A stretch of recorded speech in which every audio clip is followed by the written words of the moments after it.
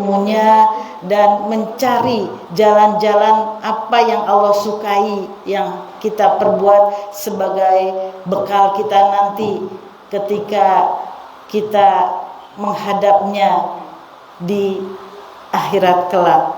Karena itu ini adalah salah satu tujuan kami mengadakan pengajian ini. Mudah-mudahan bapak-bapak, ibu-ibu ikhlas untuk mengikutinya. Karena ini memang berharga sekali kita bisa menghafal Al-Quran sebagai kalam Allah. Karena sesungguhnya di dalam sebuah hadis dikatakan barang siapa Allah itu memiliki keluarga. Allah memiliki keluarga. Ya Allah, bagaimana Allah memiliki keluarga? Ya Allah memiliki keluarga di dunia, yaitu orang-orang yang senantiasa berdekatan dengan Al-Quran.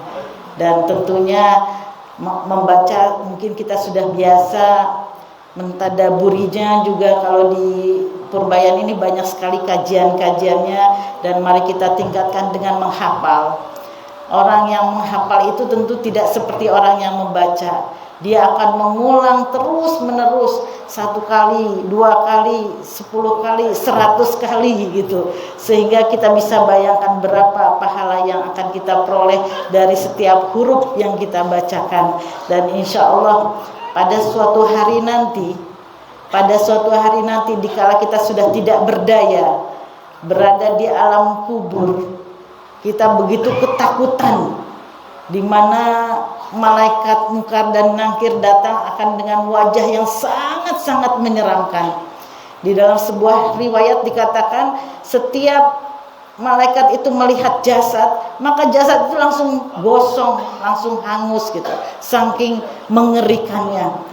Dan di dalam kubur juga sudah didatangkan binatang-binatang dari api neraka, sekali gigitannya juga hangus gitu. Juga di alam kubur sudah ada siksaan-siksaan, bakar-bakaran, pukul-pukulan dan sebagainya. Begitu mengerikan dan menderitanya orang-orang yang di alam kubur itu berada.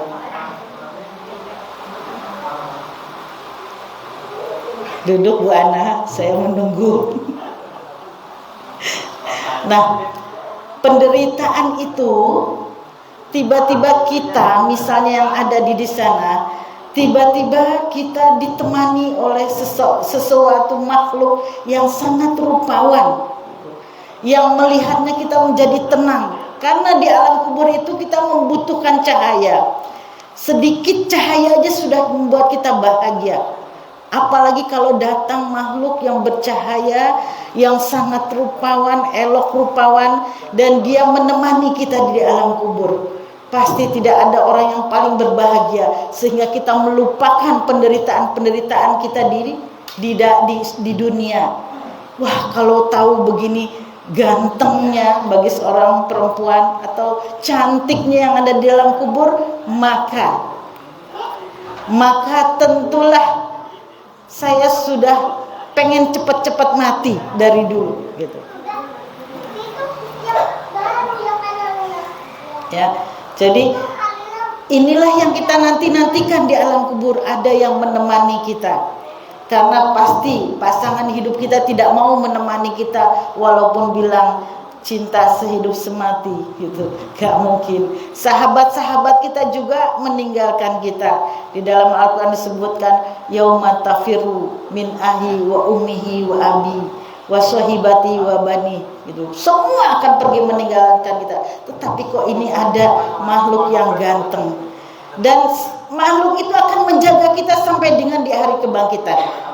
Inilah syafaat yang akan kita terima di alam kubur untuk pertama kalinya, sebelum syafaat-syafaat dari sedekah, dari sholat dan sebagainya.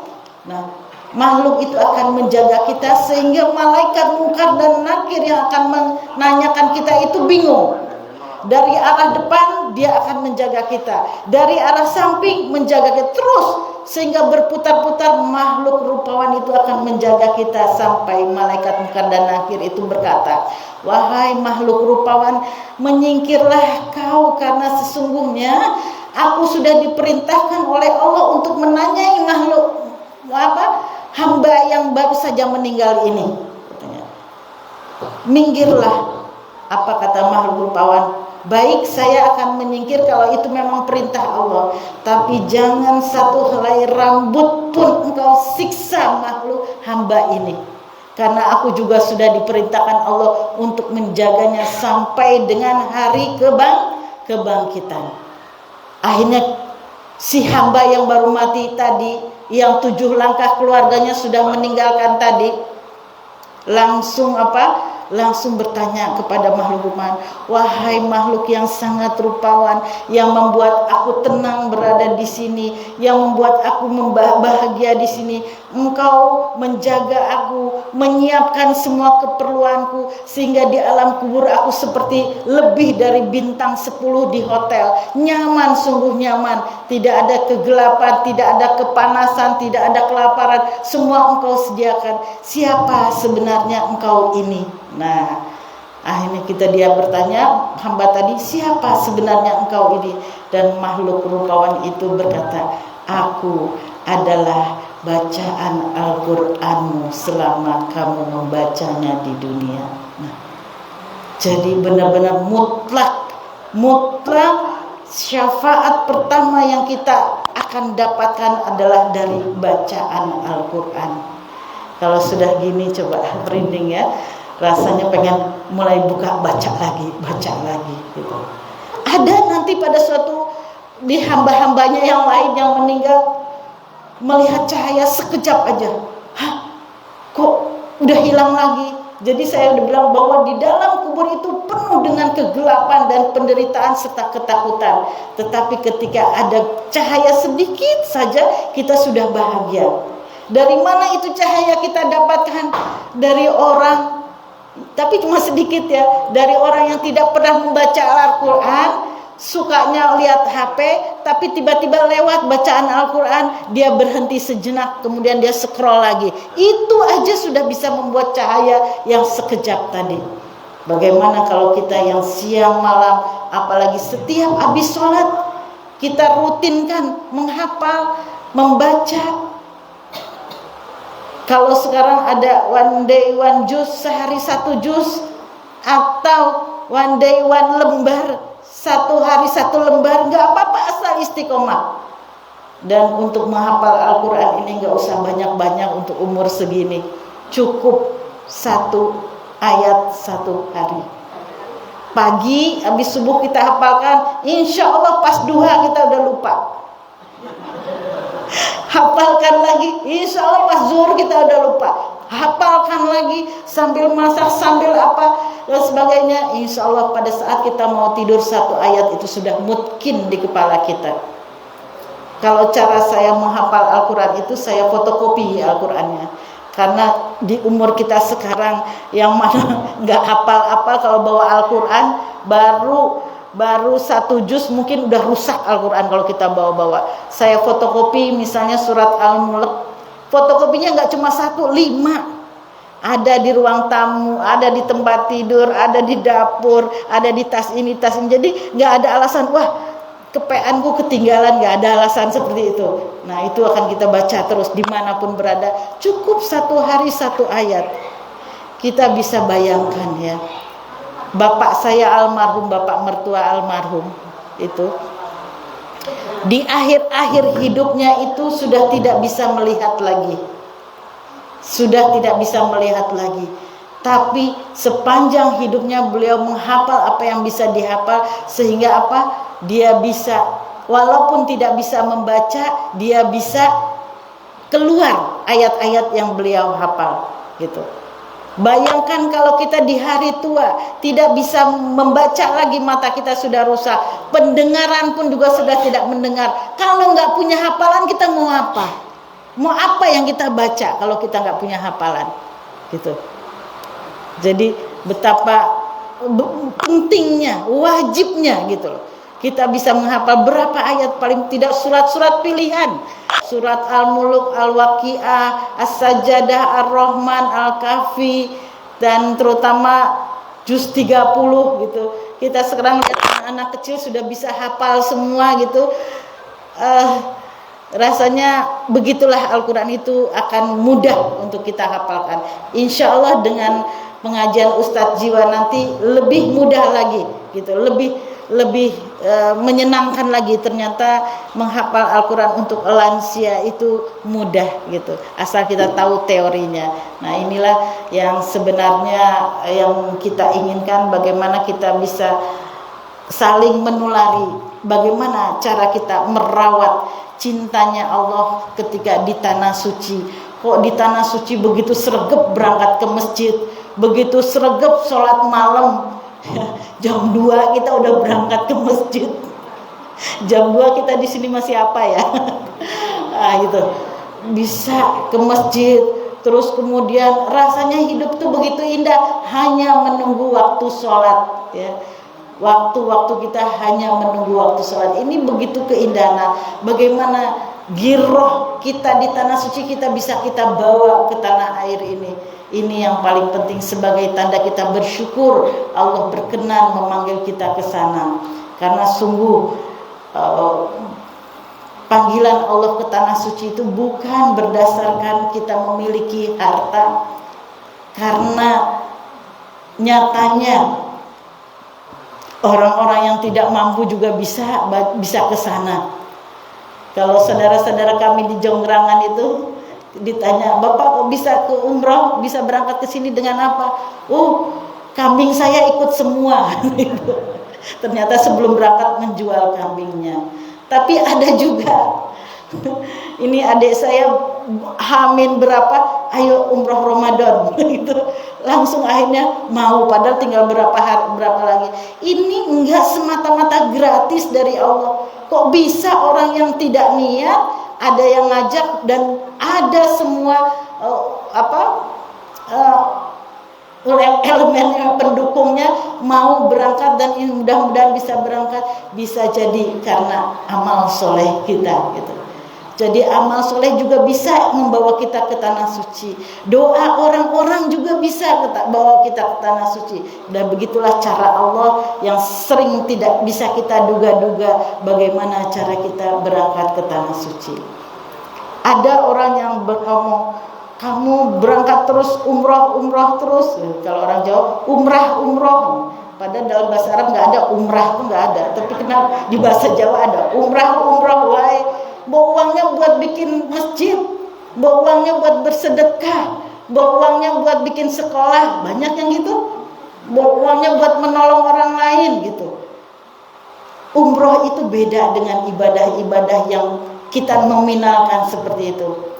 Hadis Rasulullah mengatakan, siapa yang berumroh, Allah alirkan rezekinya seperti mata air yang tidak pernah habis-habisnya.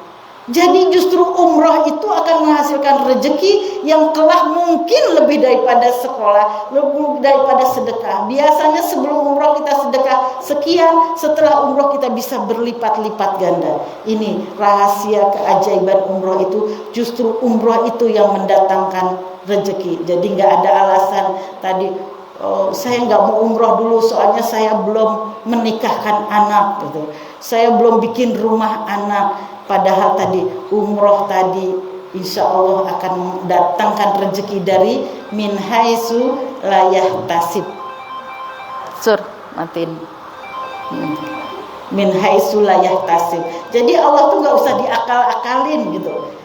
Allah itu nggak usah dipinterin gitu. Allah, apa yang Allah turunkan udah sangat sempurna buat kita, sudah fix, sudah paling benar gitu. Kita suka merasa diakal-akalin sama manusia. Kita ini siapa? Hai, kita ini nggak mampu apa-apa kecuali yang Allah tentukan buat kita. Jadi tadi umroh itu akan mendatangkan rezeki. Yang kedua, umroh itu dari umroh yang satu ke umroh yang lain kafarat, menghapus semua dosa-dosa kita. Mudah-mudahan yang hadir di sini maupun keluarga yang ada di rumah bisa melaksanakan umroh berkali-kali. Amin. Dan yang ketiga, umroh itu ya, dari sebaik-baik umroh adalah umroh di bulan Ramadan. Kenapa di bulan Ramadan? Rasulullah menggaransi siapa yang berumroh di bulan Ramadan, dia seperti berhaji dan berumroh bersamaku. Siapa yang tidak merindukan Rasulullah? Tapi ini diajak umroh bersamaku. Jadi yang umroh di bulan Ramadan itu sa'inya seperti ada Rasulullah yang menggandeng kita. Tawafnya seperti ada Rasulullah yang membersamai. Buka bersamanya, sahurnya, tarawihnya, selalu seperti ada Rasulullah. Kita bayangkan Rasulullah bersama kita, karena itu memang yang diucapkan oleh Rasulullah. Umroh di bulan Ramadan seperti berumroh dan berhaji, seperti pahalanya umroh dan haji bersamaku. Maka kalau ada yang tidak mungkin masih nggak mungkin lagi kita berhaji. Pertama sudah tua, kedua kalau nunggu terlalu lama nggak mungkin. Kalau pakai yang furoda itu sangat mahal, tidak cukup uangnya. Walaupun itu juga bisa dibantah bahwa Allah akan memberikan rezeki bagi orang yang betul-betul berniat. Maka saya menyarankan bisa berumroh di bulan Ramadan. Mungkin banyak yang saksi-saksi di sini saya belum melihat. Ada besar usia yang sudah umroh. Waktu kita mau berpisah itu sudah selesai masih di tanah suci. Ada yang ngomong sama saya, Bunda, saya sekarang tahu tujuan hidup saya. Apa tujuan hidupmu, Bu? Tujuan hidup saya mulai sekarang sampai dengan tahun depan adalah ngumpulin uang buat bisa berangkat lagi. Katanya gitu, ngumpulin uang buat bisa, ya Allah, segitunya. Ada dari Medan, beliau pembantu rumah tangga, masih banyak realnya. Ternyata di bulan Ramadan tuh real tuh nggak begitu kepake. Banyak sekali. Pas kita duduk-duduk, tahu-tahu ada orang yang ngasih waktu itu 200 real. Ini buat bertiga. 200 real itu seharga 850.000. Itu biasa orang pengen sedekah, ya, duduk dikasih. Jadi uangnya tuh nggak kepake, realnya tuh masih banyak. Saya bilang, realmu mau ditukar sama rupiah enggak? Saya bilang, dia seorang pembantu rumah tangga loh, Bu. Realmu mau tak tukar rupiah enggak? Apa jawab dia? Enggak, saya kan mau berangkat tahun depan. Yakin banget dia, gitu loh. Sampai nggak mau nukerin realnya, karena di situ ada doa bahwa mungkin real yang tidak ditukar itu sebagai kesungguhan niat dari Allah, dia ingin berangkat lagi. Ustaz Jiwan bentar lagi, udah datang Ustaz Jiwan. Oh ya, silakan. Alhamdulillahirobbilalamin. Saya sudah deg-degan Ustaz, karena Ustaz bilang jam 10 kan. Alhamdulillah Ustaz sudah datang bersama kita semua. Ya, marilah kita buka dengan doa menuntut ilmu. Bismillahirrahmanirrahim. Raditu billahi robba wa bil islami dina wa bi muhammadin nabiyya wa rasula. Rabbi zidni ilma warzuqni fahma. Allahumma